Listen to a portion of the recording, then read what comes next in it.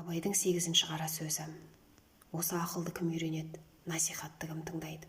Біреу болыс, біреу би, олардың ақыл үйренейін, насихат тыңдайын деген ойы болса, ол орынға сайланып та жүрмес еді. Олар өздері де үздік кісіміз, өздеріміз біреуге үлгі беріп, ақыл айтарлықпыз деп сайланды. Өздері түзеліп жеткен енді елді түзегілер ақ қалған.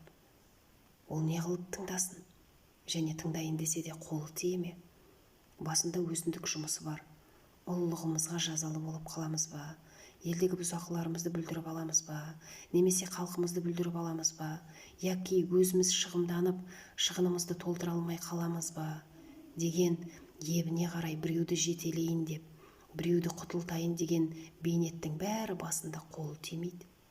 Байлар, олар өздері де бір күн болса да дәулет қонып, дүниенің жарымы басында тұр. Өзінде жоқты малымен сатып алады. Көңілдері көкте, көздері аспанда.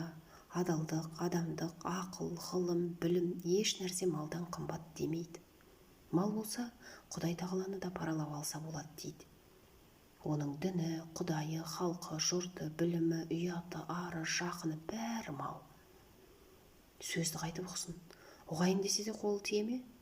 Ол малды суармақ, тойғызбақ, саудасын жиғызбақ, құс еттірмек, бақтырмақ, ұры, бөрі, қыз, суық, суанақ, солардан сұқтанбақ, солардан сақтарлық кісі таппақ.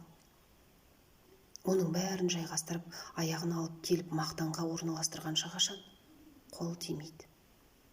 Енді ұры, залым, сұм, сұрқия өздері де тыңдамайды. Онша-мұнша қой жынды қоңыршалар күнінде көре алмай жүр. Аналар анандай болып тұрғанда білім, ғылым, ақылды не қылсын? Және де білім, ғылым кедейге керегі жоқтай-ақ. Бізді не қыласың, ана сөзді ұғарлықтарға айт дейді. Оның өзгеменен ісі жоқ. Ана алдындағы үшеуіндей болған жанның ойында ешбір қайғысы, мұңы болмаса керек.